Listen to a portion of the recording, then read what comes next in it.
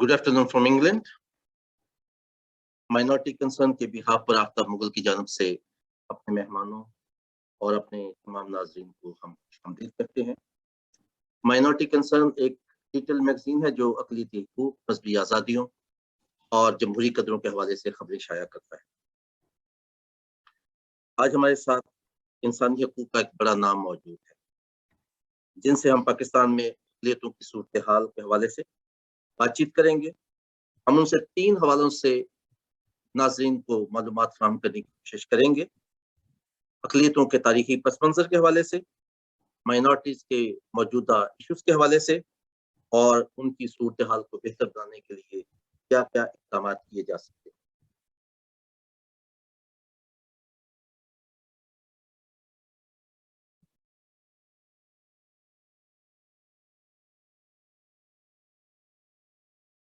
हमारे साथ आज जो हमारे मुअज़्ज़ज़ मेहमान मौजूद हैं, उनका नाम पाकिस्तान के इंसानी हकूक़ के हलकों में एक मारूफ नाम है। मेरी मुराद जनाब पीटर जेकब साहब से है। वो 2 दहाइयों से पाकिस्तान में अक़लियतों के इशूज़ के हवाले से अवेयरनेस काम कर रहे हैं। वो ना सिर्फ मसीही हलकों में एक जानी पहचानी शख्सियत है, बल्कि मुल्क भर में उन्हें इज़्ज़त और एहतराम की नज़र से देखा जाता है। पीटर जेकब का जो सफ़र है, वो कोई 4 दहाइयों पर मुहित है। इसलिए इस पूरे सफ़र में ये बहुत डाइवर्स उनका सफ़र है। उनकी शख्सियत के बहुत से पहलू हमारे सामने मौजूद हैं, लेकिन मैं कोशिश करूँगा कि एक मुख्तसर तारुफ़ के साथ मैं उनकी शख्सियत को आपके सामने पेश कर सकूँ। Peter Jacob human rights professional हैं, रिसर्चर हैं, फ्रीलांस जर्नलिस्ट हैं और ट्रेनर हैं। 30 साल का उनका तजर्बा है, मज़हबी आज़ादियों के हवाले से और अक़लियती हकूक़ के हवाले से।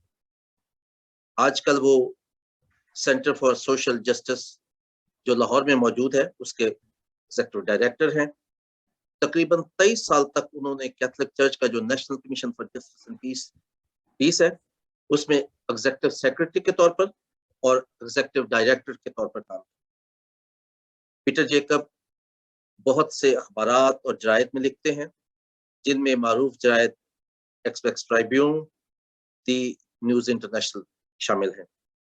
उन्होंने बहुत सी डॉक्यूमेंट्रीज के जो डॉक्यूमेंट्री का स्क्रिप्ट है, वो भी तहरीर किया। इसके अलावा पीटर जेकब ने बहुत सी जो रिसर्च पेपर्स हैं, उन पे काम किया और बहुत सी रिसर्च जो है वो किताबी शक्ल में मौजूद हैं और आप उन्हें इंटरनेट पर भी पढ़ सकते हैं। PDF की शक्ल में मौजूद है वो। पीटर जेकब ने political science, rural development and law में और इसके अलावा LLM की डिग्री उन्होंने हासिल की यूनिवर्सिटी ऑफ नॉटरडेम से। बाकी जो डिग्रीज है उन्होंने पाकिस्तान से की। पीटर जेकब ने दुनिया के मारूफ इदारों में पाकिस्तान की अक़लियतों के हवाले से, इंसानी हकूक़ के हवाले से और सोशल जस्टिस के हवाले से लेक्चर्स दिए। इसके अलावा पीटर जेकब को 1998 में यूकेन की तरफ से बेस्ट कॉरेस्पोंडेंट का अवार्ड मिला और एशियन ह्यूमन राइट्स अवार्ड जो है वो टूलर फाउंडेशन ऑफ साउथ कोरिया का अवार्ड उन्हें 2001 में मिला, जो उन्होंने NCKP के बिहाफ पे हासिल किया। पीटर जेकब का तारुफ खासा भरपूर है, लेकिन मैंने कोशिश किया है कि उसको मुख्तसर तौर पर आपके सामने पेश कर सकूं। मेरे साथ आज पीटर जेकब के साथ बातचीत करने के लिए जो साथी मौजूद हैं, वो उनका ताल्लुक फैसलाबाद से है। मैं शाजिया जॉर्ज साहिबा को प्रोग्राम में खुशामदीद कहता हूँ और उनका शुक्रिया अदा करता हूँ कि उन्होंने मेरी रिक्वेस्ट पर आज के प्रोग्राम में शिरकत की और मेरे साथ साथ वो भी पीटर जेकब साहब से बातचीत करेंगी। शाजिया जॉर्ज जो है वो इंसानी हकूक़ की एक मुतहर्रिक कारकुन है। वो अखबारात और जरायद में लिखती भी है और एक लंबे अरसे का सफ़र है उनका मार्जिनलाइज्ड ग्रुप्स की हकूक़ के हवाले से। आप 2015 से 2018 Punjab commission on status of women की मेंबर रहीं। इसके अलावा आप ایگزیکٹو ممبر ہیں عوام اور ایوارڈ آرگنائزیشنز کی، آپ مائنورٹی ویمن فورم کی بھی ممبر ہیں، آپ نے gender and women studies, political science اور ہسٹری میں ماسٹرز کیا ہوا ہے، تو انتہائی پڑھی لکھی اور محترم خاتون ہے۔ حال ہی میں ان کا ایک آرٹیکل چھپا تھا جو مجھے بہت پسند آیا، وہ فرائیڈے ٹائمز میں چھپا تھا، تو میں شازیہ کو ایک دفعہ پھر خوش آمدید کہتا ہوں، اور میں شازیہ کو ریکویسٹ کروں گا کہ وہ سب سے پہلا سوال پیٹر جیکب صاحب کو وہ خود کریں۔ Over to you Shazia. Thank you so much Aftab Alexander صاحب اور پیٹر جیکب صاحب، تو میرے لیے بڑی اعزاز کی بات ہے کہ اپنے سینئر ساتھیوں کے ساتھ اس گفتگو میں شامل رہوں گی۔ تو میرا پہلا کویسچن جو پیٹر جیکب صاحب سے ہے کہ پاکستان میں بسنے والی جو ریلیجس مائنورٹیز ہیں ان کے حوالے سے ان کا ایک واسٹ ایکسپیرینس ہے، بہت سے کٹھن ایکسپیرینس بھی ہیں جو کہ جن پہ بہت ساری اسٹڈیز بھی کی گئی ہیں، تو مذہبی اقلیتوں کے سماجی اور معاشی میدان میں کن مسائل کا سامنا ہے ان کو، اور ان سے نبرد آزما ہونے کے لیے آپ کیا تجاویز دیتے ہیں؟ بہت شکریہ شازیہ جارج، اور سب سے پہلے میں آپ کا بھی شکریہ ادا کرتا ہوں کہ یہ گفتگو بڑی مجھے لگتا ہے کہ بڑی جاندار رہے گی، کیونکہ آپ نے ایک سوال ایسا کر دیا ہے جس پہ چند ایک والیوم کتابوں کے لکھے جا سکتے ہیں اگر اسی کے اوپر کریں تو۔ ان نٹ شیل میں یہ کہوں گا کہ پاکستان میں کیونکہ قومی شناخت ایک کنفیوزڈ ایشو ہے، ایک ایسا معاملہ ہے جس میں ابہام بہت پایا جاتا ہے، اس کی بہت سی تشریحات ہیں، ہم کون ہیں، ہم قوم ہیں، ہم کون ہیں اور ہم کیسی قوم ہیں، ہماری شناخت کیا ہے، اس کے اعتبار سے ہمارا کلچر کیا ہے، اور اسی اعتبار سے آپ نے سنا ہوگا بے شمار آراء پائی جاتی ہیں۔ کوئی شخص کہتا ہے کہ کوئی میجورٹی ایگزسٹ ہی نہیں کرتی، نہ کرنے چاہیے، کوئی کہتا ہے کہ شاید یہ مسکنسٹرکشن ہے، اور کوئی کہتا ہے کہ اس کو جو قانونی اعتبار سے اور سماجی اعتبار سے جو کمپوزیشن پائی جاتی ہے یا جہاں تک کا سفر ہو گیا ہے اس کو آگے لے کے چلیں۔ آج صبح میں یہاں لاہور میں دیال سنگھ کالج کے اندر کچھ اساتذہ، یہاں پر جو لیکچرز ایسوسی ایشن ہوا کرتی تھی پنجاب کی، اس کا نام آج کل اتحاد اساتذہ ہے، تو کوئی 50 کے قریب لیکچرز پروفیسرز، ان کے ساتھ میری ملاقات تھی، اور میں نے انہیں یہ بتایا کہ اس موضوع پر کام کرتے کرتے اب باتیں تو ہمارا بھی بہت سی کرنے کو دل چاہتا ہے بہت سے زاویوں سے، لیکن اب مجھے کیونکہ اس کا ایک یوں سمجھ لیجئے اس کے اندر میری مہارت سمجھی جاتی ہے، اس وجہ سے مجھے گفتگو کے لیے بلا لیا جاتا ہے، تو پھر وہی رویہ کہ مائنورٹی کا ہونا بھی چاہیے وجود یا نہیں، اگر سب مساوی ہیں، سب شہری ہیں، سب انسان ہیں، تو اگر اس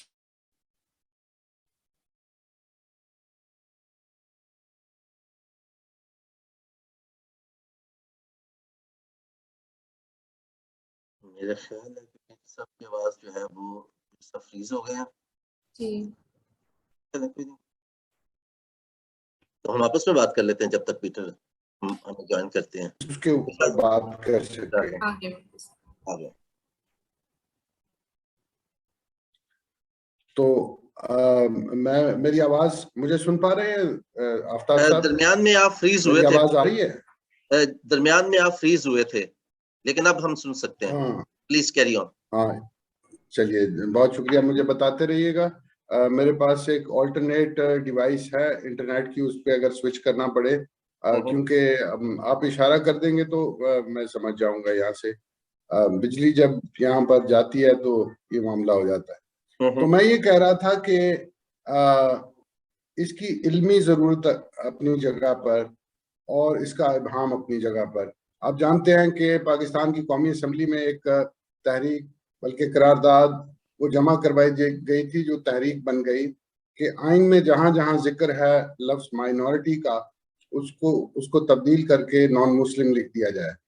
تو کیسے ہوا؟ یہ اس طرح سے ہوا کہ گزشتہ الیکشن میں ایک سیاسی جماعت نے کسی کے کہنے پر یہ وعدہ کر لیا کہ وہ جب اقتدار میں آئیں گے تو وہ یہ لفظ جو ہے اقلیت کو ختم کر دیں گے. اس سے بہت سے مسئلے پیدا ہوتے ہیں، اس سے دوری پیدا ہوتی ہے، اونچ نیچ پیدا ہوتی ہے وغیرہ. تو اتفاق سے آج کل وہ اقتدار میں ہیں. میری مراد پاکستان مسلم لیگ نون سے ہے. تو وہ یہ قرارداد بھی اسمبلی میں پیش ہو چکی ہے کہ آئین میں، اب غور کیجئے کہ کتنی بڑی بات ہوگی کہ اگر یہ بحث کے لیے پیش کیا جائے اور پھر اس کو تبدیل کیا جائے. تو یہ ہمارا ابہام ہے ہماری شناخت سے متعلق جو اس کے ساتھ جڑا ہوا ہے. میں اس کو کنکلوڈ اس طرح سے کرتا ہوں کہ اگر کسی اصطلاح کے استعمال سے، ویسے تو یہ قرارداد پاکستان میں موجود ہے، قرارداد لاہور میں یہ لفظ موجود ہے، آئین میں، ڈکشنری میں، انٹرنیشنل لاء میں اس کا کیا کریں گے یہ سوچنا پڑے گا. لیکن اگر ہم نے ہمارا مقصد یہ جو اونچ نیچ پائی جاتی ہے سماجی اور قانون کے اندر جو امتیاز پایا جاتا ہے، تعصب پایا جاتا ہے، اس کو ختم کرنا ہے، تو یہ اس کا کام بھی اقلیتوں کے وجود کا انکار کر کے نہیں، بلکہ اس کے اقرار اور اس کی قبولیت اور پھر اس کی مساوات کو اپنے ڈھانچے میں، قانونی مساوات کو ممکن بنا کے اور پھر قانونی مساوات کو عملی مساوات میں ڈھال کے پھر یہ کام ہوگا.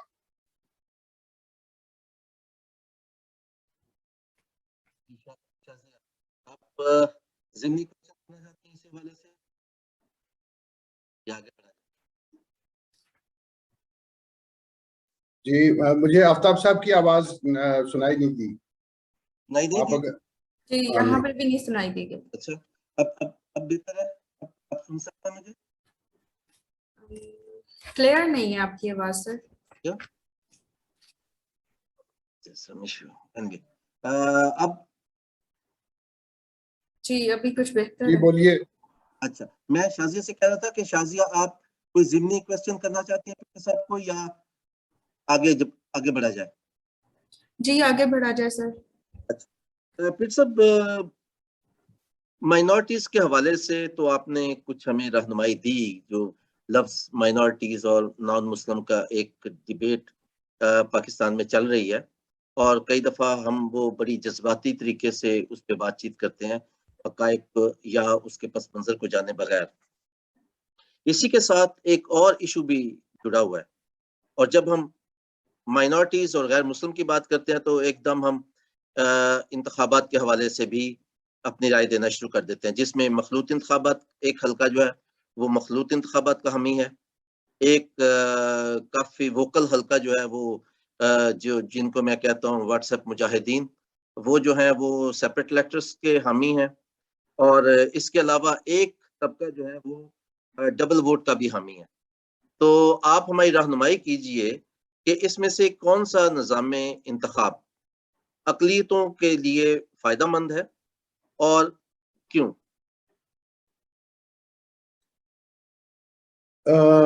یہ تو خیر اگر ذرا سی نظر ڈال لی جائے ان تجربات پہ جو پاکستان میں مذہبی اقلیتوں کی نمائندگی کو یقینی بنانے کے لیے یہاں پر کیے گئے، تو یہ بات واضح ہو جاتی ہے کہ چاہے وہ تجربہ جو 70 کی دہائی میں قومی اور صوبائی اسمبلیوں کو حلقہ نیابت مانتے ہوئے، ایک الیکٹرل کانسٹیچوئنسی مانتے ہوئے منتخب کر کے، یعنی ہاؤس جو ہے وہ منتخب کرتا تھا، چاہے اس میں یا آج کل جو متناسب نمائندگی ہے اس میں ضرورت بہرحال اسی بات کی ہے کہ کوئی طریقہ جس میں زیادہ سے زیادہ مشاورت شامل ہو سکے، جس میں زیادہ سے زیادہ مشاورت ہو سکے اور اس کی نمائندگی کا طریقہ بجائے یہ کہ چند ایک لوگ کریں.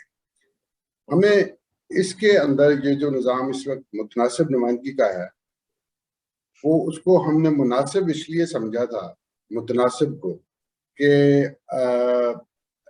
یہ مفروضہ تھا کہ سیاسی جماعت جو کہ لامحالہ طور پر اپنے کارکنوں کو نمائندگی دینا چاہے گی اور ایسے لوگوں کو نمائندگی دینا چاہے گی جو پارٹی کے وفادار بھی ہوں، بات بھی کر سکتے ہوں، اور ان کا کوئی سیاسی پس منظر بھی ہو، تو یہ پروسیس کے ساتھ ہونی تھی، کیونکہ ہم نے ایک جداگانہ نظام سے دوسرے ایک نظام پہ شفٹ کرنا تھا۔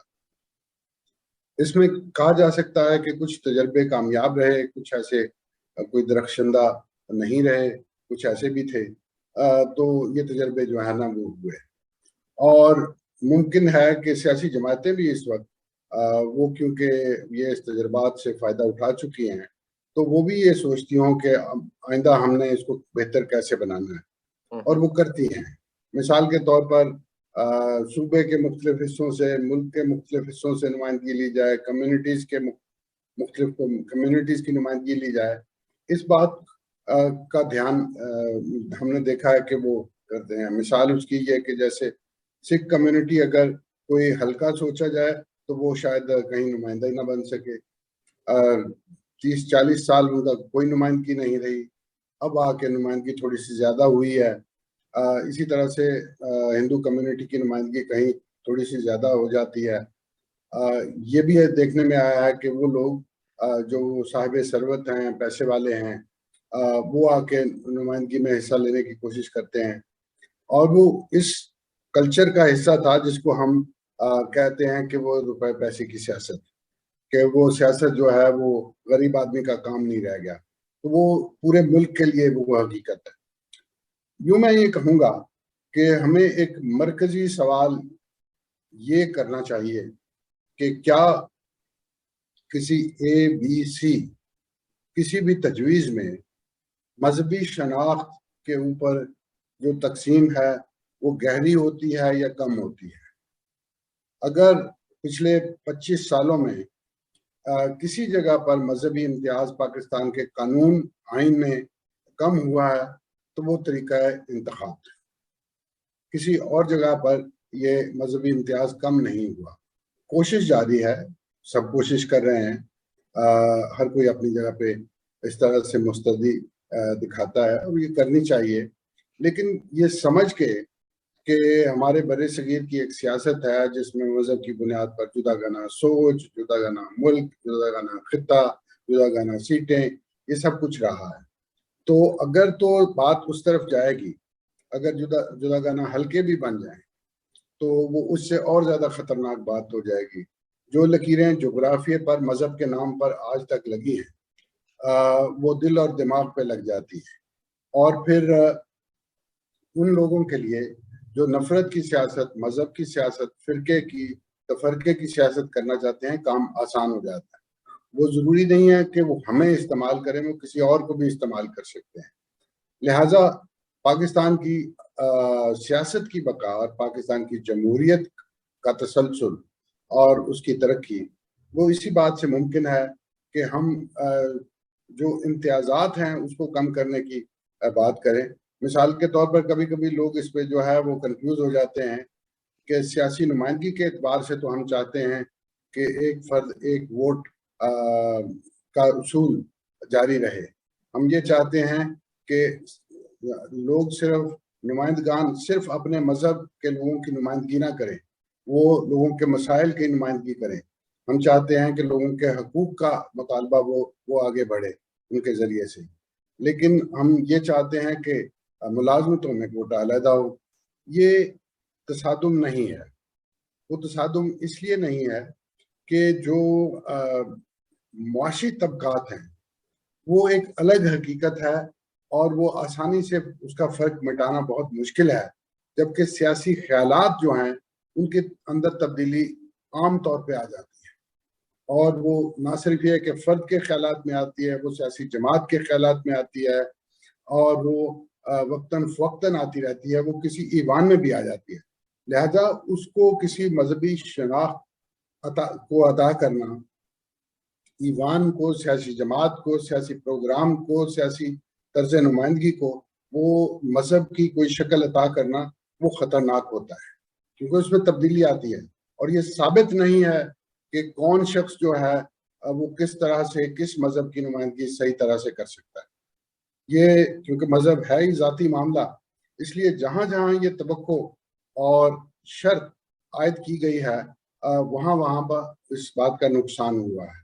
پاکستان کو خاص طور پر مذہب کے کارڈ سے کیونکہ بچنا ہے. اگر اس کے مذہبی کارڈ کے غلط یا صحیح استعمال، اس کا صحیح استعمال جب ہوتا ہے تب بھی غلط ہی ہوتا ہے.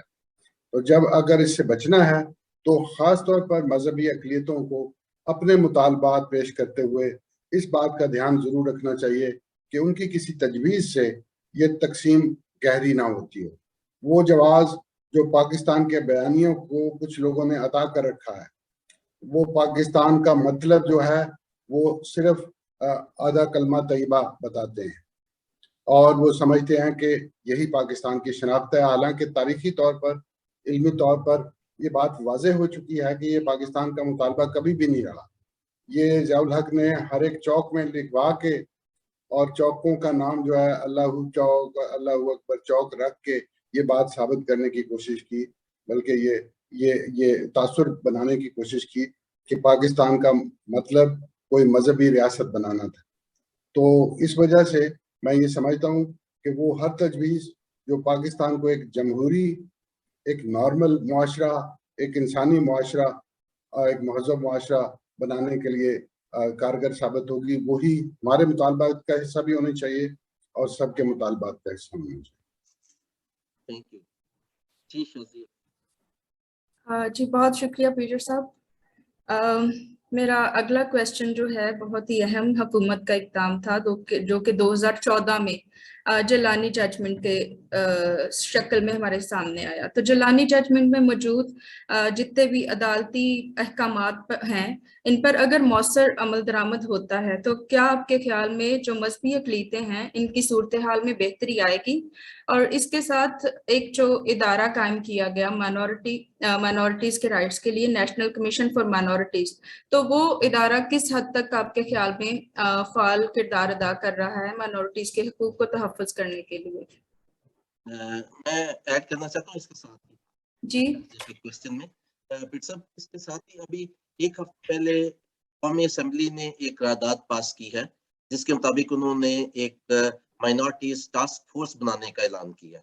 تو یہ تمام جو ادارے ہیں ان کا آپس میں ریلیشن شپ، اور جو شازیہ نے سوال اٹھایا ہے اگر اس پہ آپ ہماری رہنمائی کریں پلیز. میں اس سے پہلے ایک انفارمیشن آپ کو دے دوں کہ ادارہ برائے سماجی انصاف نے ایک وائٹ پیپر تیار کیا ہے اور وہ گزشتہ افراد شماری کے حوالے سے ہے جو مذہبی اقلیتوں کے اعداد و شمار آئے ہیں. تو اس کے اوپر جو تشویش پائی جاتی ہے، جو سوال پائے جاتے ہیں، ان کو آرٹیکولیٹ کرتے ہوئے ہم نے یہ وائٹ پیپر بنایا ہے، جس کو منگل کے روز ہم اسلام آباد میں ایک پریس کانفرنس میں لانچ کریں گے.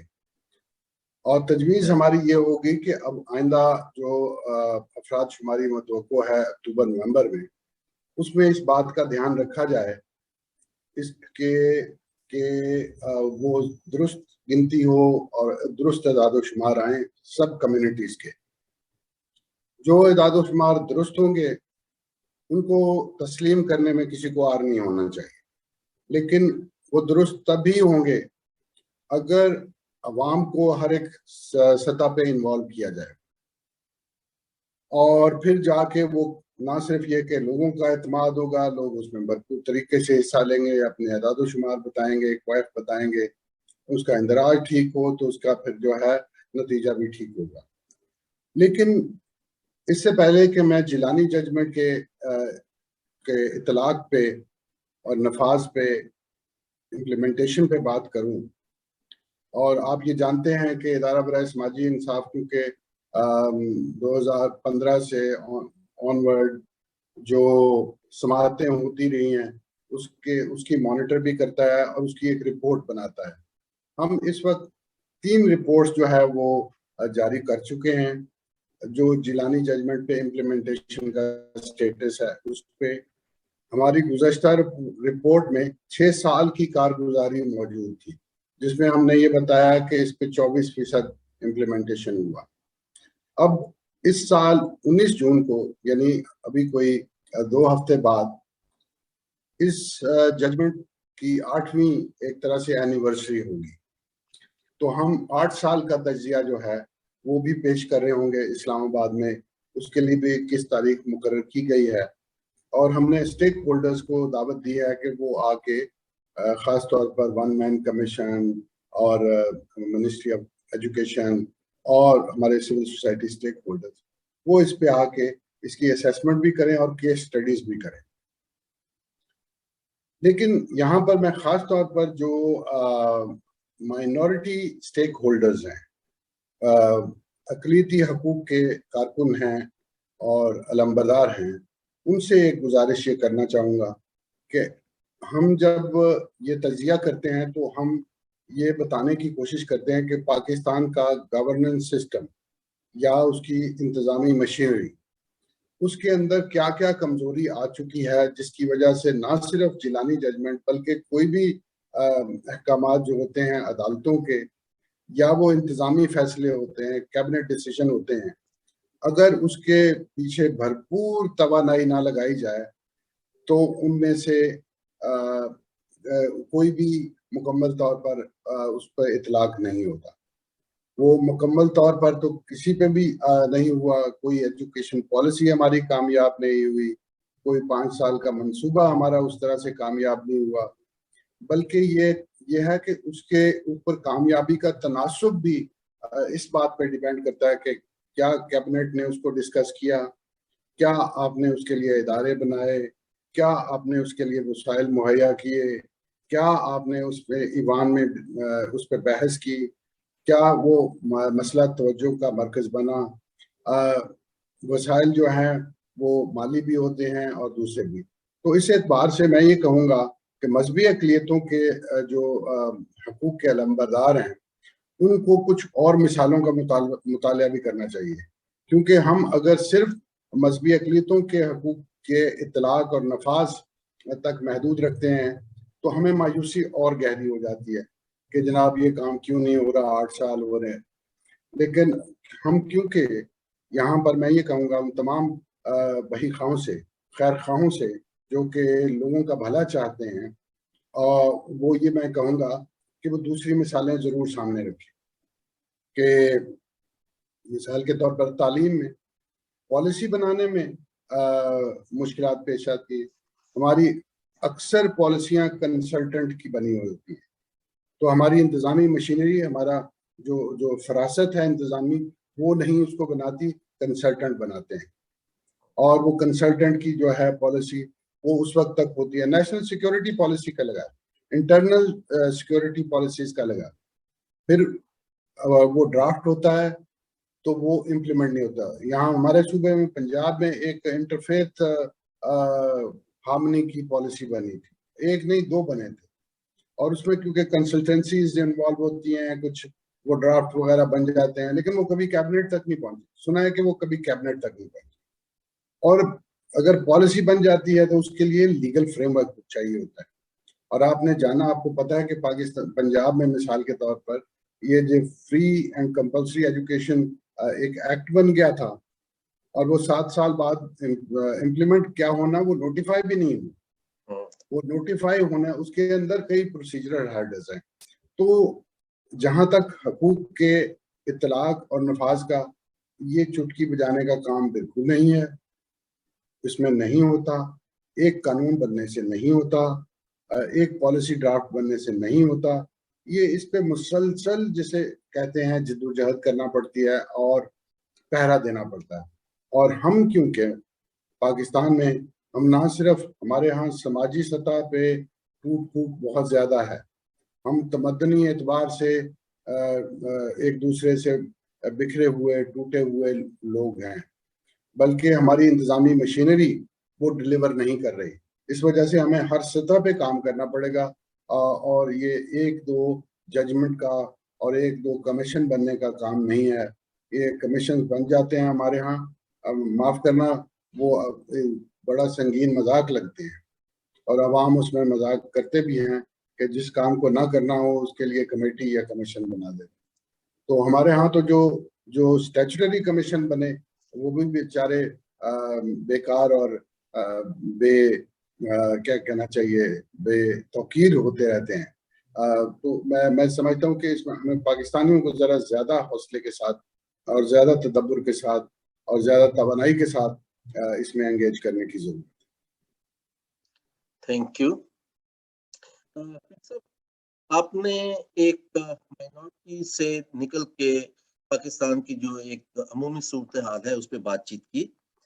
میرا سوال یہاں پہ یہ بنتا ہے اور میں جاننے کی کوشش کروں گا obviously ہمارے ناظرین بھی کہ دنیا میں کہیں بھی جو محروم طبقات ہوتے ہیں ان کو عام شہریوں سے زیادہ دباؤ کا سامنا ہوتا ہے اور کسی بھی شہری کو جو حقوق ہیں وہ ایک جمہوری جو سسٹم ہے وہی دے سکتا ہے اور اگر ایک بہتر جمہوری نظام ہوگا تو وہ اس کا فائدہ اقلیتوں کو بھی ہوگا.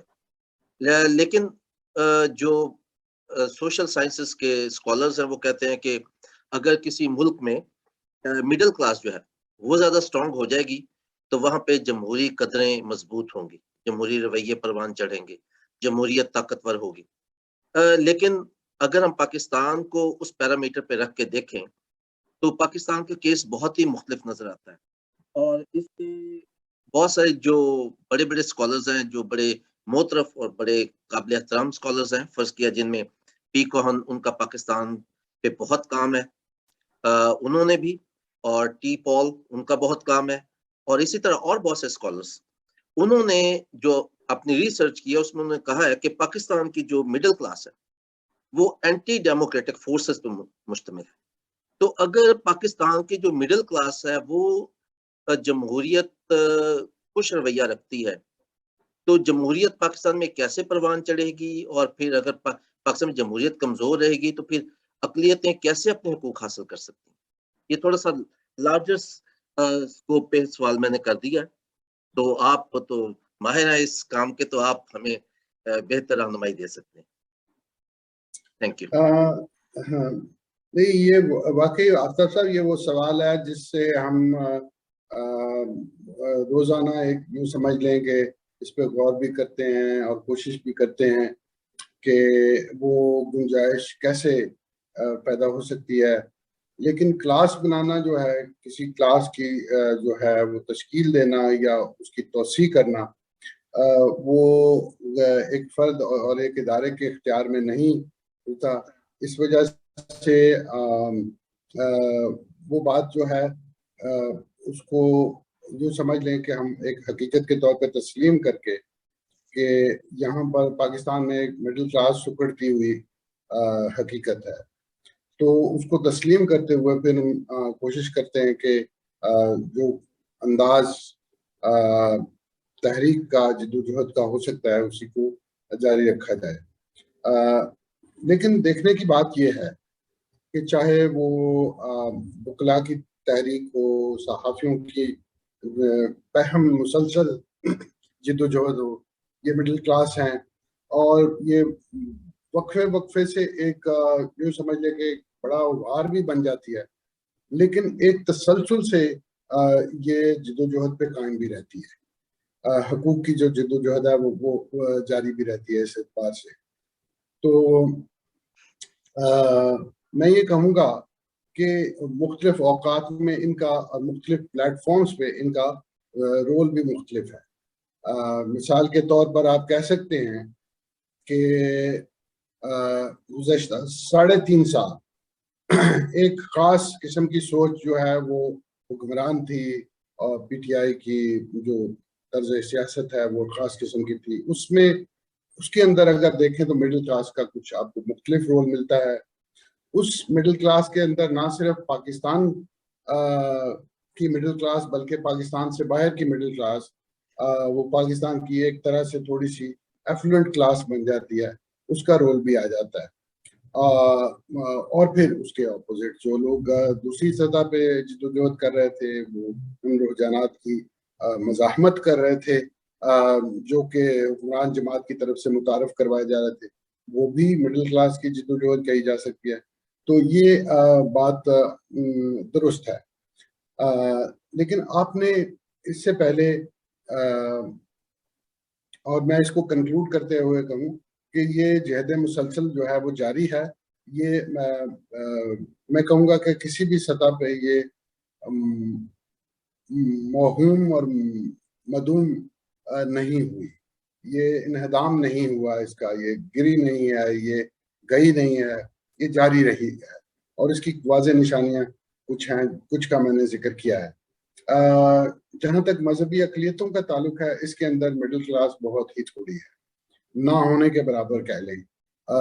اس کو اپر پور اور لوور مڈل کلاس کہا جا سکتا ہے کہ جو اس کے اندر موجود ہے۔ تو آپ کہہ سکتے ہیں کہ اس کا ہونا ایک نعمت بھی رہا ہے، اور یہی وجہ ہے کہ مذہبی اقلیتوں کے اندر جو ایکٹیویزم ہے وہ کافی رہا ہے، وہ کیونکہ اپر پور ہے اور لوور مڈل کلاس ہے، اس وجہ سے ان کا ایکٹیویزم کافی متحرک رہا ہے۔ جو چیز مذہبی اقلیتوں کو پروگریس کرنے سے روک رہی ہے، وہ میں سمجھتا ہوں کہ وہ سخت دباؤ ہے، وہ دباؤ ہے جس کا آپ نے بھی ذکر کیا، اشارہ کیا۔ میں اس کی تفصیل میں اگر کہیں تو یہ کہوں گا کہ یہ بات درست ہے کہ پاکستان میں مذہبی اقلیتیں شدید دباؤ کا شکار ہیں۔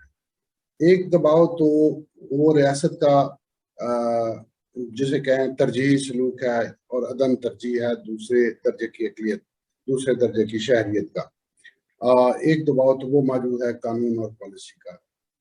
دوسرا دباؤ موجود ہے کہ ہمارے ہاں جو سیاست کا چلن ہے وہ بہت زیادہ صحت مند رویہ نہیں ہے، اس میں شہری سیاسی حقوق کو وہ ترجیح حاصل نہیں ہے، وہ بہت زیادہ پریگمیٹک ہے، اسی لیے سیاسی پلیٹ فارم اور ایوان بھی کمزور ہیں، تو یہ دباؤ بھی آتا ہے مذہبی اقلیتوں پر۔ پھر ہمارے ہاں وسائل کی کمی ہے، اور اسی وجہ سے اب میں ابھی یہ سٹیٹس میں نے فائنلائز کیے ہیں کہ مذہبی اقلیتیں تعلیم میں پہلے یعنی مسیحی جماعت جو ہے وہ اوس سے 11% پیچھے تھی، اب یہ اوس جو ہے وہ بڑھ چکی ہے۔ ان کا جو پہلے لٹریسی گیپ تھا 1998 میں، یہ لٹریسی گیپ جو ہے میجورٹی اور مائنورٹی میں 23% تھا ایوریج، اور اب یہ گیپ جو ہے وہ 28% ہو گیا ہے گزشتہ 5 سال پہلے کے جو سٹیٹس ہیں۔ وہ ادارہ جس میں شازیہ جس میں ممبر رہی ہیں Punjab commission on status of women, اس کے بتائے ہوئے اعداد و شمار پورے پنجاب کا سروے ہوا تھا، تو اس میں ہمیں پتہ چلا ہے کہ یہ لٹریسی گیپ جو ہے مائنورٹی ویمن میں وہ 28% ہے، یعنی پہلے سے بڑھ گیا ہے، باوجود اس سے کہ 19 سالوں میں شرح تعلیم بھی بڑھی ہے، سب میں بڑھی ہے، لیکن گیپ جو ہے وہ اتنا زیادہ ہے۔ اسی طرح سے 1998 میں اگر مذہبی اقلیتوں کے اندر تعلیم کی شرح 1/4 تھی، یعنی 1/4 لوگ جو ہیں وہ پڑھے لکھے تھے 1998 میں، تو اب یہ 1/3 جو ہے وہ تخمینہ اس کا لگایا جا سکتا ہے نئے اعداد و شمار کی روشنی میں، 1/3 ہے، لیکن گیپ پھر بھی بڑا ہے۔ اور اس وجہ سے میں یہ کہتا ہوں کہ یہ اس لحاظ سے یہ لٹریسی گیپ بھی ہے، یہ اٹینمنٹ گیپ بھی ہے، تو وسائل کی عدم دستیابی، اداروں کا کمزور ہو جانا، چاہے وہ کمیونٹی کے ادارے ہیں ان کا کمزور ہو جانا، یہ دباؤ بھی ان پہ ہے۔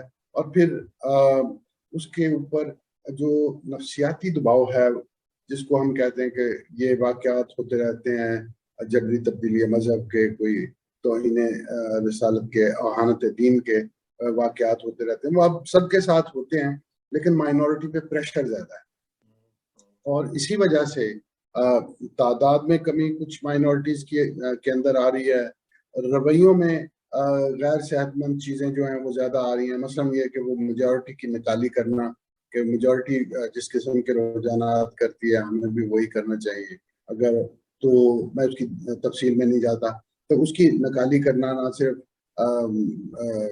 سیاسی سوچ کے اعتبار سے وہ اس طرح سے اپنی مذہبی شناخت کو ضرورت سے زیادہ زور دینا، بلکہ اکہری شناخت پہ زیادہ زور دینا، وہ اس قسم کے رویے بھی ہیں، تو یہ کمیونٹیز کافی دباؤ کا شکار ہیں۔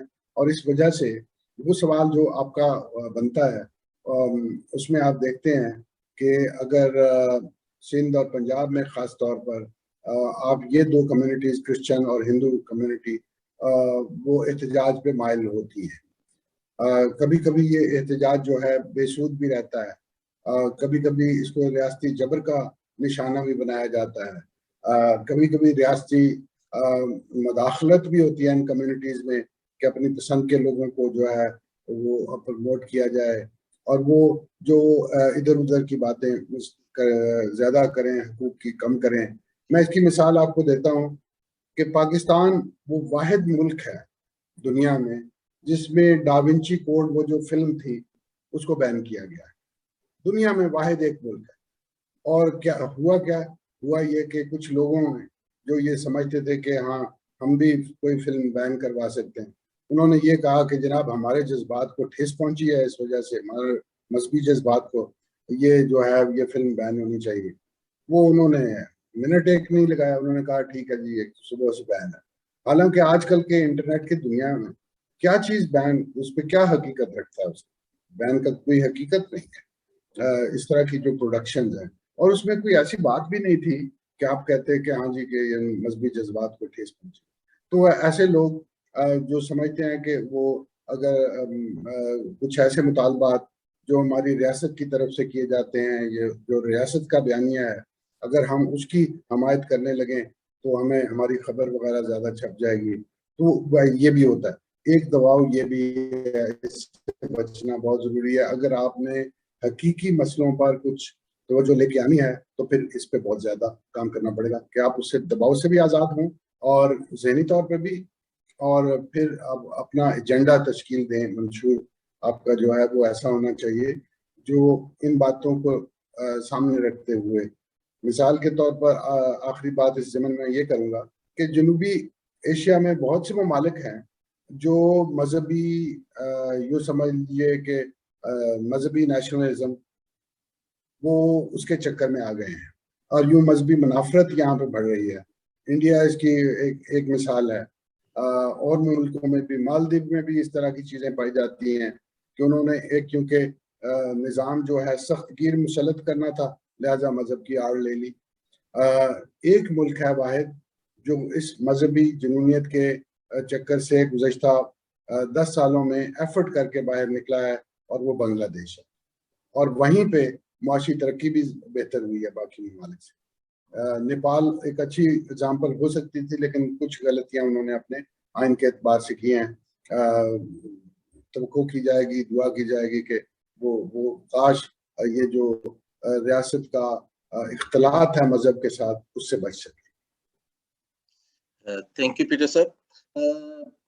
بڑی دلچسپ صورتحال ہے کہ آپ کی گفتگو نے کافی جو ہے وہ صحت مند جنریٹ کی ہے، اور جو ساتھی ہمیں فیس بک پر دیکھ رہے ہیں ان کی آپس میں جو ہے ڈسکشن جاری ہے.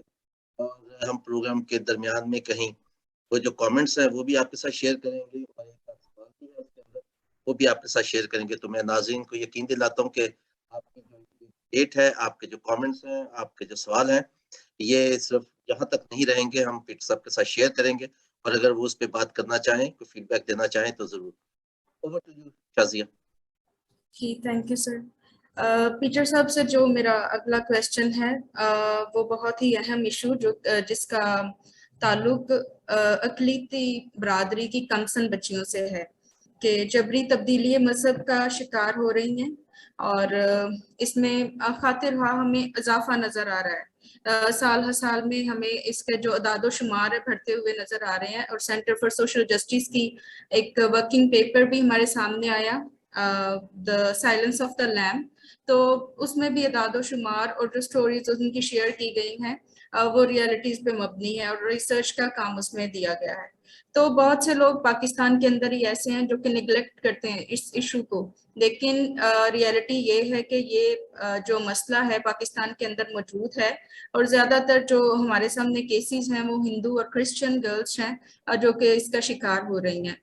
تو سر میں آپ سے یہ پوچھنا چاہوں گی کہ اب قانون کو متعارف کروانے میں کیا مسائل درپیش ہیں، اور کب تک ہمیں ایک قانون جو کہ ایسا قانون جو کہ ٹوتھ لیس نہ ہو، جو کہ مؤثر ثابت ہو، کب ہمیں نظر آئے گا یا کب حکومت بنا پائے گی؟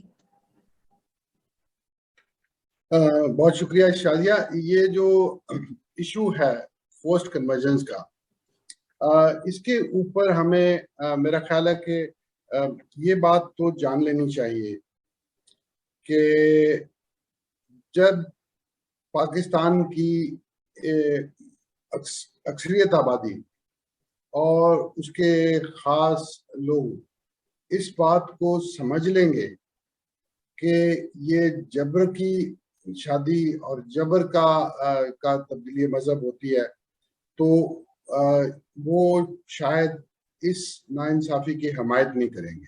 اگر انہوں نے ایک متحرک مخالفت نہ کی تو اس کی حمایت کم از کم نہیں کریں گے۔ گزشتہ سالوں میں یہی ہوتے ہوئے ہم نے دیکھا، اور یہی ہماری حکمت عملی بھی ہونی چاہیے کہ ہم یہ حقائق سامنے لا سکیں۔ اور جس ایفرٹ کا آپ نے ذکر کیا وہ یقیناً اسی ضمن میں تھی کہ ہم وہ غصہ جو مائنورٹی کمیونٹی یا درد جو وہ محسوس کرتے ہیں وہ وہاں تک نہ رہے، وہ ڈسکورس کا حصہ بن جائے۔ مثال کے طور پر اسی کل والا جو سنڈے ہے اس میں دا نیوز آن سنڈے میں ایک طویل آرٹیکل جو ہے نبیلہ فیروز کا بھی آ رہا ہے اسی مسئلے کو واضح کرتے ہوئے۔ تو ہمیں ایک وسیع حمایت پیدا کرنی ہے اس ناانصافی کے خلاف جو کہ مائنورٹیز تو محسوس کرتی ہیں، لیکن میجورٹی کمیونٹی کی میجورٹی اس سے ناواقف، اس کو جانتی نہیں کہ یہ کتنی بڑی زیادتی ہو رہی ہے یا ہو بھی رہی ہے یا نہیں ہو رہی، وہ واضح نہیں ہے۔ لیکن یہاں پر میں ایک چیز واضح کرنا چاہتا ہوں، اور وہ ہماری حکمت عملی کا حصہ بھی ہونی چاہیے، اور وہ یہ ہے کہ پاکستان کی کچھ جماعتیں ہیں اور وہ اپنے نام کے ساتھ دینی کا اضافہ بھی کرتی ہیں۔ ایک خاص طور پہ جماعت جو جان بوجھ کے اس مسئلے کے وجود کا انکار کرتی ہے۔ یہ جو گزشتہ سال واقعات ہوئے، یعنی آپ دیکھیے کہ ایک پارلیمنٹری کمیٹی بن گئی جو کہ بڑی کمیٹی تھی، ایک 21 لوگ، اس میں قومی اسمبلی سینٹ کی نمائندگی، مختلف مائنورٹیز کی نمائندگی، مختلف جماعتوں کی نمائندگی، اور اس نے 2 سال کام کیا، کام یا ناکام جو بھی کہیں آپ۔ میں تو خوش نہیں ہوں کہ انہوں نے اس طرح سے کام کیا، لیکن ان کو 2 سال ملے کام کرنے کے، اور اس کے نتیجے میں ایک بل تیار ہوا۔ اس کو سبوٹیج کرنے میں، اس کو ٹارپیڈو کرنے میں وہ جماعت شامل تھی جس کی طرف میں اشارہ کر رہا ہوں۔ اس نے نہ صرف یہ کہ وہ ایک میاں مٹھا کو بلکہ مٹھا کو وہاں پہ بلایا اسلام آباد میں، اس کی میڈیا ایکسپوجر کروایا، اس کو اسلامی نظریاتی کونسل کے دفتر میں گلدستے پیش کیے، بلکہ اس کے بعد جو ہے وہ بل بھی رک گیا۔ یہ ایک خاص ادارے کا کام ہے، وہ پروپیگنڈا کرتا ہے ریگولر بنیادوں پر، اور وہ اپنی ویب سائٹ پر بھی اس قسم کا کہ اس کا تو کوئی وجود ہی نہیں ہے۔ میں جہاں تک اپنے ادارے کی طرف کیوں میں ان کا نام لے رہا ہوں، اس لیے کہ وہ کہتے ہیں کہ یہ ادارہ بھی غلط بیانی کرتا ہے، تو ہم چیلنج کرتے ہیں کہ ہم نے تعداد بتائی ہے کہ یہ اتنے، آپ بتا دیجئے کہ ہم نے 26 کیس اب تک جو ہے وہ سامنے آ چکے ہیں اسی سال جنوری سے لے کر، یعنی 5 مہینوں میں 26 کیس جو ہے وہ منظر عام پر آ رہے ہیں۔ ہم نے اگر یہ کہا کہ یہ 26 کیس ہیں، آپ ہمیں غلط ثابت کر دیجئے، آپ کہیے کہ ہاں نہیں ایک کیس ہوا تھا، آپ ہمارے پاس تو نام بھی موجود ہیں، کوائف بھی موجود ہیں، ہم اس کے ساتھ بات کر رہے ہیں کہ یہ میڈیا رپورٹیج ہے، کریڈیبل میڈیا رپورٹیج ہے، یہ ان کی FIR ہے، جن کی ہے وہ بھی دے رہے ہیں۔ تو یہ اب مجھے یہ کہنا پڑتا ہے کہ یہ خود جو ہے وہ سچ سے کوئی کمٹمنٹ ان کی نہیں ہے، اور وہ پروپیگنڈا پہ چلتے ہیں۔ وہ یہ سمجھتے ہیں کہ وہ شاید دین کی خدمت کر رہے ہیں، ہمیں لگتا ہے کہ اس سے دین سے کسی بھی دین کی خدمت نہیں ہوتی، جھوٹ بولنے سے کسی بھی دین کی خدمت نہیں ہوتی، لوگوں کے حق سے انکار، ناانصافی سے کی حمایت کرنے سے کسی کی بھی وہ نہیں ہوتی۔ تو ایک تو ہمیں یہ سمجھ لینا چاہیے کہ وہ رائے عامہ جو ان کو بھی قائل کر سکے کہ بھائی آپ واقعات پہ تو دیکھیں، آپ کہتے ہیں کہ ہاں جی یہ پروپیگنڈا ہے، آپ کیس کو ڈسکس کیے بغیر، کیس کی انکوائری کیے بغیر کیسے کہہ سکتے ہیں کہ یہ پروپیگنڈا ہے؟ ہم نہیں کہتے یہ 2000 کیس ہے یا 10,000 کیس ہے، لیکن ہم نے جو اعداد و شمار، اور وہ سینکڑوں سے زیادہ نہیں ہے، اور وہ صرف رپورٹڈ کیس ہیں، اور سارے کیس رپورٹڈ نہیں ہوتے. باقی جو تعداد کوئی ادارہ بیان کرتا ہے وہ اس کا اپنا ایسٹیمیٹ ہو سکتا ہے، اس کی اپنی اسٹڈی ہو سکتی ہے، لیکن ہم جو کیس پیش کر رہے ہیں اس پہ ہم سٹینڈ کرتے ہیں کہ یہ کیس ہے. تو میرا خیال ہے کہ یہ کرنا پڑے گا. کچھ کام جو ہے وہ لیگل ایڈ کا ہو رہا ہے، کچھ کام جو ہے وہ ایڈوکیسی کا ہو رہا ہے، اعداد و شمار جمع کرنے کا. یہ تقسیم کار یہاں پر ٹھیک ہے. یہ ان اداروں میں آپس میں کمپٹیشن یا کمپیریزن نہیں ہو سکتا. وہ جو کام اپنی جگہ کر رہا ہے وہ ٹھیک کر رہا ہے. میں تو کوشش کرتا ہوں کہ رابطہ بھی رہے، اور ہم تحسین بھی کرتے ہیں ان اداروں کی جو مختلف کام کر رہے ہیں، کیونکہ سارا کام کوئی ایک ادارہ نہیں کر سکتا. لہٰذا آپس میں بھی رابطے کی ضرورت ہے، اور یہ بھی کہ آپ کا کیس جو کوئی پلیڈ کر سکے. میں تو کہوں گا کہ ہمیں پارلیمنٹیرین سے گلہ ضرور ہوگا، لیکن اس بل کے ناطے میں جب یہ بل جو ہے وہ ریجیکٹ کیا گیا ہے، اور وہ بڑے بھونڈے طریقے سے، ظالمانہ طریقے سے، اور بڑے غیر سنجیدہ طریقے سے اس کو ڈیل کیا گیا، ریجیکٹ کیا گیا، اس کے اوپر جو مائنورٹی پارلیمنٹیرینز نے ذرا سی مزاحمت کا مظاہرہ کیا ہے، اس کو ہم خراج تحسین پیش کرتے ہیں، اس کو ہم سراہتے ہیں کہ انہوں نے کم از کم اپنا احتجاج ریکارڈ کروایا تھا. تو اس اعتبار سے میں یہ کہوں گا کہ یہ جدوجہد رکی نہیں ہے. ہمیں اس کے مخالف جو ویو ہے اس کو بھی سمجھنا چاہیے اور ان سے بات کرنی چاہیے. اور خیر جو مکمل طور پر جھوٹ کا اور دروغ کا سہارا لیتے ہیں، ان سے تو یا عدالت نپٹے گی یا پھر وقت نپٹے گا. میرا سوال تھوڑا سا ایک اور حوالے سے ہے کہ کسی بھی کے لیے جو اس کا انٹلیکچوئل طبقہ ہوتا ہے، انٹیلیجنشیا جس کو ہم کہتے ہیں، وہ بہت اہم رول پلے کرتا ہے. اور ہم نے جتنے بھی تاریخ میں تبدیلی کے مراحل دیکھے ہیں، ان میں بے شک ریولوشن ہو یا ایوولوشن ہو، اس میں 3 طبقات کا بہت اہم رول ہوتا ہے. باقی طبقات بھی ہوتے ہیں لیکن 3 کا اہم رول ہوتا ہے. ایک تو اس کی لیڈرشپ ہوتی ہے، پولیٹیکل لیڈرشپ ہوتی ہے، جو آگے لوگوں کو لے کے جاتی ہے، رہنمائی فراہم کرتی ہے. دوسرے اس کی انٹیلیجنشیا ہوتی ہے جو آپ کو مٹیریل فراہم کرتی ہے، نظریاتی جو اساس ہے وہ دیتی ہے. اور تیسرا اس کی یوتھ ہوتی ہے جو آپ کو سڑکوں پہ، گلیوں میں اور ریلیز میں نظر آتی ہے. میں ایک ایگزامپل دوں گا لگزمبرگ کی. یورپ کا ایک چھوٹا سا ملک ہے جس کا کوئی 1000 مربع میل کا رقبہ ہے، اور اس کی کوئی 6 لاکھ کے قریب آبادی ہے.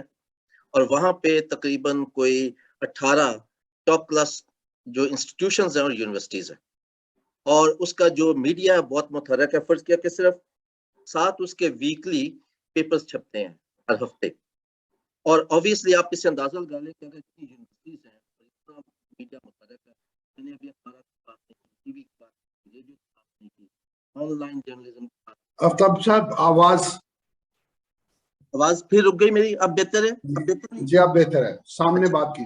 اچھا، تو میں عرض یہ کر رہا تھا کہ ایک چھوٹا سا ملک 6 لاکھ کی آبادی کا کتنی زیادہ اس میں جو سوچنے سمجھنے والے لوگ ہیں وہ موجود ہیں. اور ہم کلیم کرتے ہیں پاکستان میں اقلیتیں کہ ہم تقریباً 1 کروڑ ہیں. تو ہمارا انٹیلیجنشیا وہ کہاں پہ ہے؟ ہم کتنے لوگوں کو کہہ سکتے ہیں کہ وہ کتنے لوگوں کو بلایا جاتا ہے ٹی وی ڈیبیٹس میں، یونیورسٹیز میں لیکچرز دینے کے لیے؟ کتنے ہمارے پاس پروفیسرز ہیں جن کی بہت سی ریسرچ ہوں، جن کی کتابیں چھپی ہوں، جن کو ان کے اون پہ، اس لیے نہیں کہ وہ کیونکہ ایک جاب مل گئی ہے یونیورسٹی میں یا کسی اچھے انسٹیٹیوشن میں تو ان کا نام لے لیا جائے. ان کے اون پہ، ان کے کریڈٹ پہ کچھ کام ہو اور اس لیے انہیں بلایا جائے. کتنے ٹی وی شوز میں وہ آتے ہیں، کتنی کتابیں ان سے لکھوائی جاتی ہیں، کتنے ریسرچ پیپرز ان سے لکھوائے جاتے ہیں. تو یہ کیوں، مطلب یہ جو اتنی کمزور، اتنی بڑی آبادی جو ہے اس میں انٹیلیجنشیا جو ہے وہ اتنی کمزور ہے، جبکہ ہم دوسری طرف دیکھتے ہیں کہ چھوٹے چھوٹے جو ملک ہیں ان میں جو ان کی انٹیلیجنشیا بہت طاقتور ہے، بہت بڑی ہے چھوٹی آبادی کے باوجود.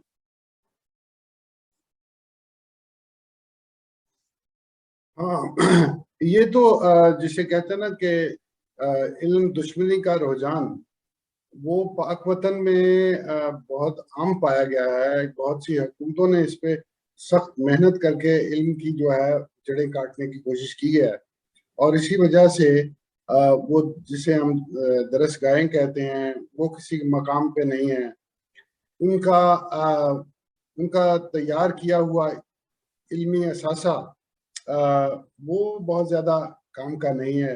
اگر ڈگری جو ہے اگر آپ پوچھیں تو ڈگری پاکستان کی بہت سی یونیورسٹیوں کی ماسوائے پرائیویٹ یونیورسٹی کے وہ معذرت کے ساتھ کسی کام کی نہیں ہے.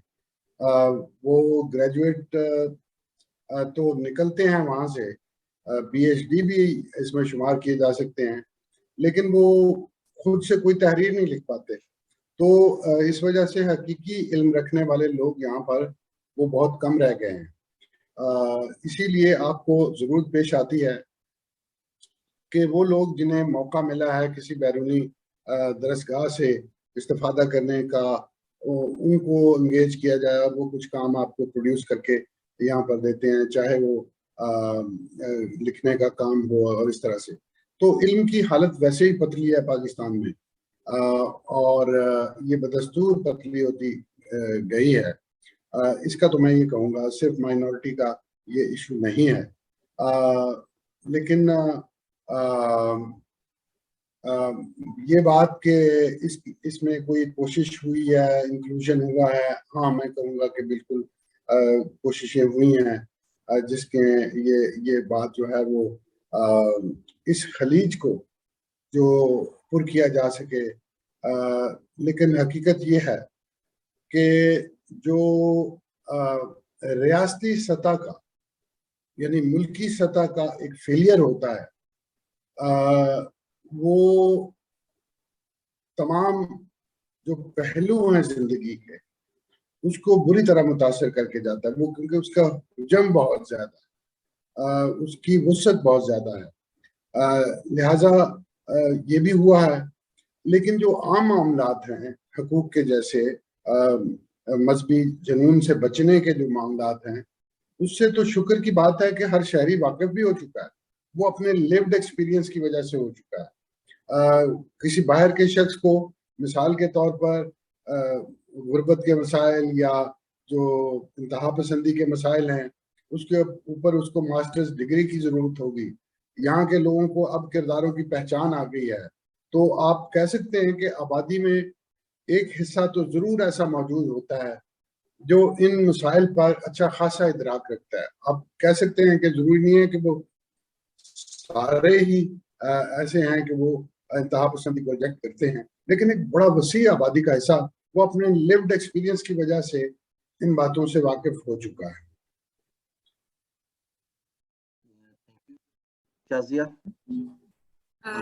جی سر, میرا جو کویسچن ہے وہ ہے ابھی کہ پاکستان کے اندر 2009 میں 5% کوٹا مختص کیا گیا جو کہ مذہبی اقلیتوں کے لیے ملازمت کا کوٹا تھا.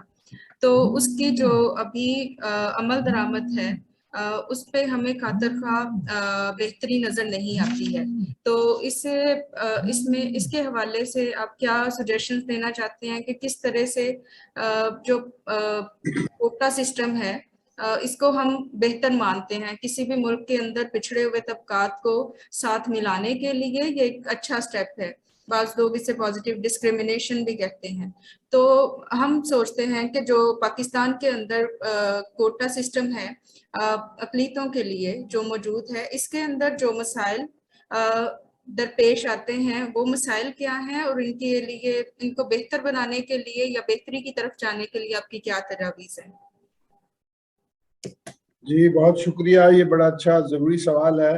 ایک تو میں اپنے دوستوں کے لیے ناظرین کے لیے یہ بتاتا چلوں کہ جیلانی ججمنٹ کے, ہم اس کو جیلانی ججمنٹ کہہ دیتے ہیں, لیکن یہ اس کو جو ایک اتفاق رائے پایا جاتا ہے کہ اس کو ہم judgement on the rights of minorities بھی کہہ سکتے ہیں. اگر 19 جون 2014 سپریم کورٹ ساری تفصیل نہ کہہ تو اختصار کے لیے یہ باتیں. تو میں یہ کہوں گا کہ جو رپورٹ صوبوں کی طرف سے سبمٹ کی گئی اس کی کمپلائنس پہ تو سندھ، بلوچستان، پشتونخوا، پنجاب اور وفاق کی طرف سے جو رپورٹیں جمع کروائی گئیں اس سے ہمیں یہ اندازہ ہوا 2022 میں کہ پاکستان میں پچھلے 7 سال میں 30,000 تقریباً آسامیاں ایسی گئی ہیں جو مائنورٹیز کی تھیں، جو ابھی فل نہیں ہوئی، یعنی ان کا اشتہار نہیں آیا یا اس پہ انٹرویو نہیں ہوئے اور وہ اس پہ تعیناتیاں نہیں ہوئی۔ اس میں 19,000 یعنی ایک بڑا حصہ جو ہے وہ پنجاب میں آسامیوں کا ہے، جو ریزرو سیٹس پر مخصوص نشستوں پر مختلف ملازمتوں کا کوٹا ہے۔ تو آپ اس کا بیک لاگ اس بات سے بھی اندازہ لگا سکتے ہیں، اور یہ کیونکہ اعداد و شمار سپریم کورٹ میں پیش کیے گئے ہیں، ہمیں ماننا پڑے گا کہ یہ کم از کم اتنے تو درست بات ہے کہ 30,000 اسامیاں پچھلے 7 سالوں میں مذہبی اقلیتوں کے لیے پر ہو سکتی تھی جو نہیں ہوئی۔ وہ یہ سکیل ہے اس کا نان کمپلائنس کا۔ اب میں آتا ہوں کہ اس کی وجوہات کیا ہیں اور کس طرح سے اس کو بہتر بنایا جا سکتا ہے۔ جب ہم مسئلے کی نشاندہی کر لیں گے تو اس کا برعکس جو ہے اس کا حل ہوگا۔ تو پہلا مسئلہ تو یہ ہے کہ یہ پالیسی ایک نوٹیفیکیشن کے ذریعے سے متعارف کروائی گئی۔ اگر کہیں اس پہ کوئی قانون بنایا گیا ہوتا کہ وہ پارلیمنٹ کے ذریعے سے صوبے کی اور نیشنل پارلیمنٹ وہ اس کو قانون سازی بنا کے پاس کرتی، تو ایک صفحے کی بجائے نوٹیفیکیشن 1 یا 2 صفحے کا ہوتا ہے تو آپ کو 4-5 صفحے کم از کم مل جاتے، جس میں ڈیفینیشن ہوتی کوٹا، اس کا مقصد بیان کیا جاتا، اس میں کون کس بات کی ذمہ داری لے گا، کون، یہ اس کا تعین ہو جاتا۔ تو قانون سازی نہیں ہے، قانون سازی ہو جائے تو یہ بہتر ہوگا۔ گو کہ جنہوں نے یہ کیا انہوں نے پتہ نہیں کیا سوچ کے کیا کہ شاید یہ ہو جائے گا، لیکن یہ مشکلات ہیں اس پہ نفاذ کی۔ دوسری بات یہ ہے کہ قانون اپنے طور پہ متحرک نہیں ہو جاتا، قانون اپنے آپ کو نافذ نہیں کروا سکتا، اس کے لیے ادارے ہونے چاہیے، ان کے ذمہ داری کا تعین ہونا چاہیے اسی قانون کے اندر، اور اسی قانون کے اندر یہ پتہ ہونا چاہیے کہ یہ اس کے لیے وسائل کہاں سے آئیں گے، انسانی وسائل، علمی وسائل آفتاب صاحب نے جیسے کہا، اور پھر یہ ہے کہ عملی اس کی فنکشننگ کیسی ہوگی اور وہ کیسے اپنے آپ کو رن کرے گا مالی اعتبار سے۔ تو یہ چیزیں اگر طے ہو جائیں، مثال کے طور پر آپ نے جب یہ رجسٹریشن کا قانون بنایا، قومی رجسٹریشن کا، نیشنل ڈیٹا بیس کا، تو اس کے ساتھ ہی ایک ادارہ تشکیل دیا نادرا، اور اس کی ذمہ داریاں بھی بنا دی، اس کے ٹی او آرز بھی بنا دیے۔ جب بنا دیے تو پھر وہ چل رہا ہے نا، صرف قانون بنانے سے، صرف نوٹیفیکیشن سے تو کام نہیں بنتا۔ تو یہ ان ساری چیزوں کا خیال رکھنا پڑتا ہے، اور چھوٹے سے معاملے پہ جسے کہتے ہیں نا، میں ایک شعر سنا دوں، بڑے عرصے سے شعر نہیں سنایا، کہ ہم اس قبیلہ وحشی کے دیوتا ہیں کہ جو، ہم اس قبیلہ وحشی کے دیوتا ہیں کہ جو پجاریوں کی عقیدت پہ پھول جاتے ہیں، اور ایک رات کے معبود صبح ہوتے ہی وفا پرست صلیبوں پہ جھول جاتے ہیں۔ تو یہ جو ہے نا بھول جانے والا کام، فوری طور پہ کوئی نہ کوئی جو ہے نا وہ کریڈٹ دینے آ جاتے ہیں، لوگ ایوارڈ تقسیم ہوتے ہیں، فلاں چیز ہو جاتی ہے، تقریب ہو جاتی ہے، اور اگر نہیں ہوتی تو ناراض ہو جاتے ہیں کہ یہ کیوں نہیں۔ تو یہ کریڈٹ لینا جو ہے نا وہ ضرور لینا چاہیے اور دینا بھی چاہیے، اور وہ وقت آئے گا جب کریڈٹ دیا جائے گا اور دیا جائے گا۔ لیکن یہ معاملے ہوتے ہیں، مثلا ابھی ایک نوٹیفیکیشن نکلا ہے کہ وہ جی اپنا وہ جو ایک اشتہار آتا تھا کہ خاک روگ کی آسامیوں کے لیے مذہبی اقلیتوں وہ اہل ہیں، ٹھیک ہے، وہ تھا جو عرصے سے کر رہا تھا، 29 سال سے، شاید ہم سے پہلے بھی لوگ جو ہے نا اس پہ اعتراض کرتے ہوں، اس لیے کہ وہ ہمارے رولز آف بزنس کا حصہ بن گئی تھی وہ بات۔ تو اشتہاروں میں آتا تھا کہ خاک روگ کی آسامیوں کے لیے مذہبی اقلیتیں اپلائی کر سکتی ہیں، وہی اہل ہے۔ اب جو نوٹیفیکیشن نکلا ہے پنجاب میں، اس میں جس بات سے منع کیا ہے وہ یہ ہے کہ کرسچن نہیں لکھنا. اب ہوگا کیا؟ ہوگا یہ، پہلے تو یہ کہ اس پہ عمل درآمد مشکل ہو جائے گا کہ آپ نے ایک کمیونٹی کو سنگل آؤٹ کیا. دوسرا کیا ہوگا، وہ ایک دوسرے کے خلاف جذبات آئیں گے. جو دوسری کمیونٹیز ہیں وہ یہ سمجھیں گی کہ ایک کمیونٹی جو ہے وہ اپنے حقوق کا خیال رکھتی ہے، باقیوں کا نہیں رکھتی. تو اس طرح سے لفظوں کے چناؤ کے ساتھ طور طریقہ جو ہے قانونی، اور اس کے ساتھ کوئی اچھا کام بھی بگاڑ کے رکھ دیتے ہیں، خواہ بگاڑ کے رکھ دیتے ہیں کوئی اچھا کام بھی. یہ وہ عادت ہے دراصل بیوروکریسی کی بھی ہے میں کہوں گا، لیکن اور لوگوں کی بھی ہے جو بھول جاتے ہیں اور وہ کریڈٹ لینے چلے جاتے ہیں، اس لیے کہ وہ اس کو ٹھیک تو کروا لو. اور پھر حکومت کو اس بات کا موقع مل جاتا ہے کہ کمیونٹی کے اندر تقسیم پیدا کرے. اور ان میں سے کوئی اگر کوئی ڈھنگ کی بات، وہ جیسے میرج لا کی بات جب چلی تھی، کرسچن میرج لا کی بات، تو اگر کوئی بات جو ہے وہ درست کر دے تو اس کے خلاف پروپیگنڈا شروع کر دیتے ہیں کہ ہاں جناب یہ ٹھیک ہی نہیں. تو یہ جو کوئی بھی کام جو ریاست کی سطح پہ ہے اس کو کروانا وہ بڑے تدبر کا اور بڑے سنجیدگی کا مظاہرہ کرتا ہے. یہ جو اچھل کود ہوتی ہے ادھر ادھر کی، وہ کام اس کا نتیجہ خراب کر دیتی ہے، وہ اس کے مقاصد پورے نہیں کرتی. اس وجہ سے میں یہ کہوں گا کہ بہت ہی تسلی کے ساتھ یہ کام کرنا چاہیے. اور مثالیں بھی دیکھ لیں. مثال کے طور پر آپ انڈیا میں اس سے زیادہ کوٹا کا استعمال ہوا ہے. جس کو یہ اسٹڈی کرنا ہو اکیڈیمکلی، وہ اچھی طرح وہاں کا بھی مطالعہ کرے کہ وہ کس طرح سے اس کی کامیابی ناکامی ہوئی. تو اس طرح سے میں یہ سمجھتا ہوں کہ یہ انتہائی ضروری چیز ہے. کوٹا سسٹم جو ہے معاشی حقوق کے اعتبار سے مواقع کو بہتر بنانے کے لیے، مواقع کو یکساں بنانے کے لیے، مواقع کے مساوات کے لیے یہ بہت اچھی چیز ہے اس میدان میں. اور یہ کسی طرح سے بھی وہ جو ہے نا، وہ جو سیاسی اور شہری حقوق ہیں اس کے اعتبار سے ہماری جو تجویز ہے کہ اس میں انٹیگریشن ہونی چاہیے، اس کی نفی نہیں ہے. معاشی مواقع ہوں گے تو لوگ مساوی ہوں گے. اور کلاس کی بات آفتاب صاحب نے کی، یہ سب کا جو ہے معاش وہ بہتر ہوگا تو یہاں پر سماجی تفعال اور سماجی عمل بہتر ہو جائے.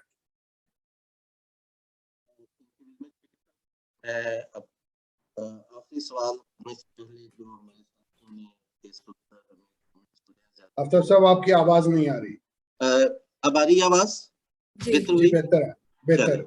جی میں آخری سوال کرنے سے پہلے جو ہمارے ساتھیوں نے کامنٹ یا سوال چھوڑے ہیں فیس بک پر وہ آپ کے ساتھ شیئر کرنا چاہتا ہوں. زیادہ تر تو آپ کی تعریف ہی کی ہے، لوگ خوش ہیں. بہت سے لوگوں نے آپ کو اپنا استاد کہا ہے، کئی لوگوں نے آپ کو اپنا ہیرو کہا ہے. اور ایک سوال جو ہے وہ جی آپ کی آواز، ایک سوال جو ہے وہ ایک ساتھی نے لکھا ہے اور وہ اتنا کلیئر مجھے سمجھ نہیں آیا، تو میں اپنی کم مائیگی کا اعتراف کرتا ہوں ان سے معذرت کے ساتھ.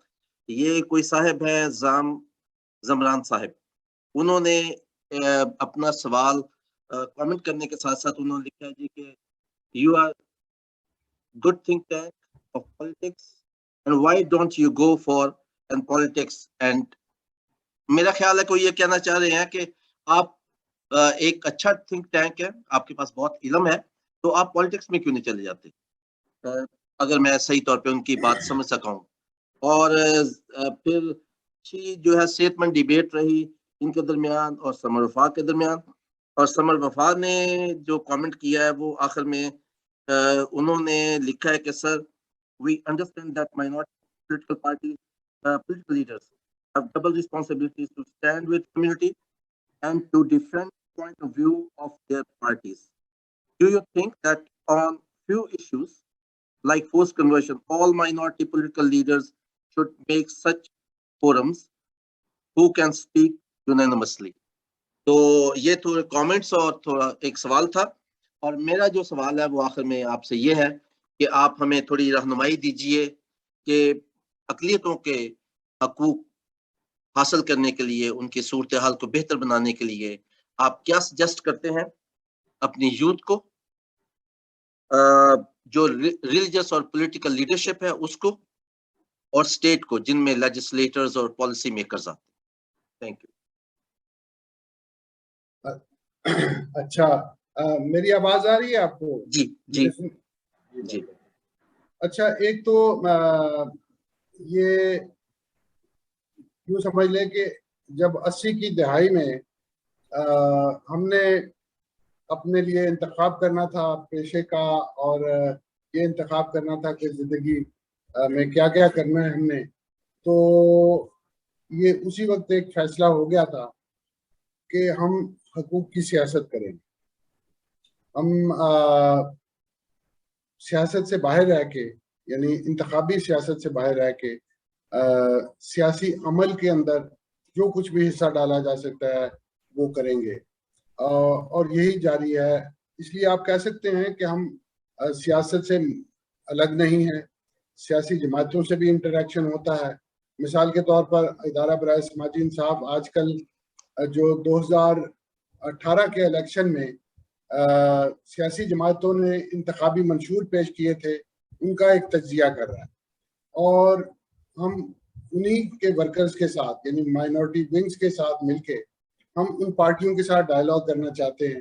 ایک تو یہ کہ آپ کا یہ منشور جو ہے وہ اس میں مائنورٹیز کے لیے جو آپ نے وعدے کیے ان وہ وفا ہوئے یا نہ ہوئے یہ بھی ہوگا، وہ اس پہ انڈرسٹینڈنگ کیا پائی جاتی ہے، اور پھر یہ کہ 2022 میں ہم کیا سمجھتے ہیں کہ کون سے مسئلے ہیں جس پہ کام ہونا چاہیے. آخری سوال شازیہ نے بھی اس کی طرف اشارہ کیا تھا، آپ نے بھی، کہ یہ جو خاص طور پر جبری نکاح کا مسئلہ ہے بچپن کے، اور اس میں جبری تبدیلی مذہب کا مسئلہ ہے، اس پہ پارٹیوں کے ساتھ کیا ڈائیلاگ ہو سکتا ہے.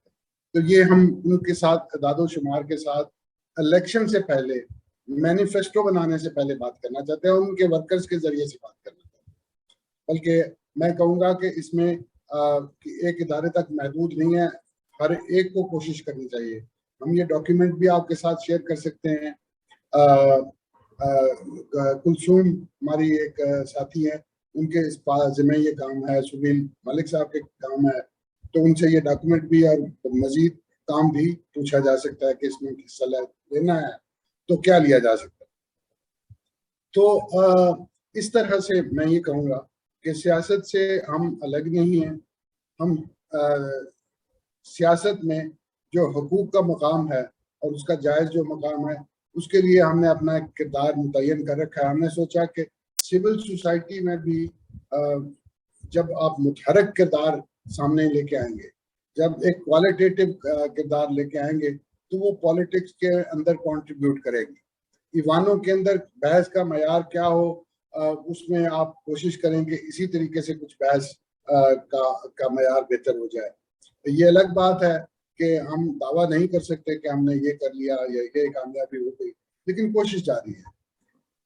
دوسری بات یہ ہے کہ یقیناً میں تو ایک عرصے سے کہہ رہا ہوں کہ ہمیں یہ جامع ناکامی تسلیم کر کے، عام طور پر یہ ہوتا ہے کہ اگر آپ سیاستدان ہیں تو آپ مذہبی رہنما کے لتے لیتے ہیں، آپ مذہبی رہنما ہیں تو آپ سیاستدان یا این جی او یا تاجر یا پولیس یا جج یا کسی دوسرے کو الزام دے دیتے ہیں. اس کو جو ہے بلیم گیم بھی کہا جاتا ہے، اس کو واٹ اباؤٹری بھی کہا جاتا ہے، کہ جس موضوع پہ بات ہو رہی ہے اس پہ نہ کریں، آپ کسی اور موضوع پہ بات کریں جو کہ کسی اور کو پسند آ گئے. تو میں یہ کہوں گا کہ یقیناً سبق کا رول ہے، اور یہ خاص طور پر ہمیں ماڈل کریٹ کرنے ہوں گے، ہر ایک کو اپنی اپنی جگہ پہ جو جس فیلڈ میں ہے اس فیلڈ کا وہ ماڈل بنے، اور وہ اتنی محنت ضرور کرے کہ اس کے اندر دیکھیں مشہور تو آسما جہانگیر ایک ہی ہوتی ہے، ہر کوئی نہیں ہوتا، لیکن آسما جہانگیر کو ماحول چاہیے ایک پورا. اگر 50 لوگ اس کے ارد گرد ہوں گے تو آسما جہانگیر اپنا کردار نبھا سکے. تو اس وجہ سے میں یہ کہتا ہوں کہ ہمیں یہ کوشش کرنا ہے شعوری طور پر کہ ہم معیارات متعارف کریں. ہم جو بھی کام کرتے ہیں، مثال کے طور پر ابھی جو بات ہو رہی تھی شروع میں، تو اس میں یہ کہ ہمیں جو جتنی نثر لکھنی آتی تھی یا جو شاعری آتی تھی، تو ہم نے ह्यूमन राइट्स के काम में ही सोचा कि इसको इस्तेमाल कर लें। यानी अलग से शायर बनने की जरूरत नहीं है, अलग से नसर निगार या सहाफ़ी बनने की जरूरत नहीं है। आप सारे काम इकट्ठे कर सकते हैं। इकट्ठे का मतलब ये है कि एक वक्त में यानी एक ही शोबा जो है वो दूसरों के लिए वो मुआवन साबित हो सकता है। तो सब्सिडियरिटी कहते हैं, सिनर्जाइज करना कहते हैं इसको।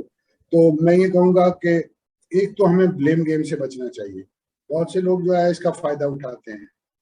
वो जब मिसाल के तौर पर ये जब हम ये कहते हैं ना कि इलेक्ट्रल सिस्टम ही ठीक नहीं है, तो हम फिर अब वो लोग जो हमारी नुमाइंदगी कई बरसों से, कई दिहाइयों से कर रहे हैं, उनको जवाबदेह नहीं ठहरा सकते। इसलिए कि हम कह चुके हैं कि वो जो तो निज़ाम ही ठीक नहीं है। तो हमें इससे भी बचना होगा। पाकिस्तानियों को दिल छोटा नहीं करना चाहिए, ख़ास तौर पर इंसानी हकूक़ के कारकुनों को। ये और फिर ये कि हम अगर ज़ुबान जो है वो अपनी शाइस्ता रखेंगे और तो हम मसलों से बच सकते हैं। और गुफ्तगू जो है तामीरी नहज पे चली जाएगी। ये मैं कहना चाहूँगा इस सवाल के जवाब में। Thank you very much Peter साहब। मुझे आखिर में शुक्रिया अदा करना है अपने नाजरीन का जिन्होंने हमें ज्वाइन किया और उन्होंने बहुत ही भरपूर तरीके से इसमें शिरकत की अपने कमेंट्स के ज़रिए और अपने सवालों के ज़रिए, और पीटर साहब की बहुत सी तारीफ़ों के साथ। मेरे लिए एजाज़ की बात है कि आज मैं पीटर साहब का इंटरव्यू कर रहा हूँ, उनसे बातचीत कर रहा हूँ। मैं उनके इंटरव्यू करने की मजाल नहीं रखता, लेकिन फिर भी मैंने जुर्रत की कि उन्हें बुलाऊं और उनसे सवाल करूं और सीखने की कोशिश करूं। पाकिस्तान में एक हमारी बड़ी कमज़ोरी है और शायद कई दफ़ा उसे मैं लफ्ज़ बदकिस्मती भी कह देता हूँ कि हमारे पास बहुत थोड़े इंटेलेक्चुअल्स हैं जो सोचने समझने के लिए हमें रहनुमाई फराहम करते हैं, और पीटर साहब उनमें से एक हैं। बहुत ज़्यादा नहीं है और मैं पीटर को सबसे ऊपर रखता हूँ, और कई दफ़ा मुझे इल्ज़ाम दिया जाता है कि क्योंकि पीटर तुम्हारा दोस्त है इसलिए तुम उसकी इतनी तारीफ कि ये करबा परवरी है। हाँ, नहीं, मैं कहता हूँ कि मैं मेरिट पे बात करता हूँ। अगर कोई और है तो फिर मतलब हमारे लिए खुशी की बात है, मेरी रहनुमाई करें कि हाँ, हमारे पास और भी हैं। लेकिन पीटर हमारे लिए बहुत गनीमत है कि पाकिस्तान में वो एक इंसानी हकूक़ की एक तवाना आवाज़ है, जिनका ज़्यादा फ़ोकस कमज़ोर तबक़ात की बेहतरी के लिए है। पीटर आपका बहुत शुक्रिया आपके वक़्त के लिए, और आपने जितनी हमारी रहनुमाई की, हमें जो बहुत सी मालूमात फ़राहम की और हमें आगे बढ़ने के लिए रास्ता दिखाया। मुझे शुक्रिया अदा करना है अपनी साथी शाज़िया जॉर्ज साहिबा का कि उन्होंने आज के प्रोग्राम में मेरा साथ दिया और उन्होंने बहुत ही अच्छे और अहम सवाल पीटर साहब से किए। और नौजवान हैं और हमें उम्मीद है कि हमारे नौजवान जो हैं वो इसी तरह आगे बढ़ेंगे और हमारे लिए वो रास्ता हमें दिखाएँगे, बजाय कि हम बुजुर्गों पे तवक्कल किया जाए। अब नौजवान जो हैं वो हमारे लिए रास्ता जो है वो हमवार करें और हम उनके पीछे चलने के लिए तैयार हैं। यकीनन शाज़िया उनमें से एक है, और बहुत से नौजवान जिन्हें पीटर साहब तैयार कर रहे हैं। मैं उनसे बहुत पुरुम्मीद हूँ कि हमारी आने वाली नस्ल जो है वो हमारे लिए हमें अच्छी खबरें देगी। इसके साथ ही आप सबका बहुत शुक्रिया। अगले प्रोग्राम के साथ आपसे फिर मुलाकात होगी। खुदावंद आप सबका हामी और नासिर हो। मैं आखिर में एक बात कहना चाहता हूँ कि अपने इर्द-गिर्द रहने वाले तमाम इंसानों का ख्याल रखिए। शायद आपका एक छोटा-सा अमल बहुत से इंसानों की ज़िंदगी में रोशनी भर दे। खुदा हाफ़िज़। बहुत शुक्रिया शाज़िया, आफ्ताब साहब।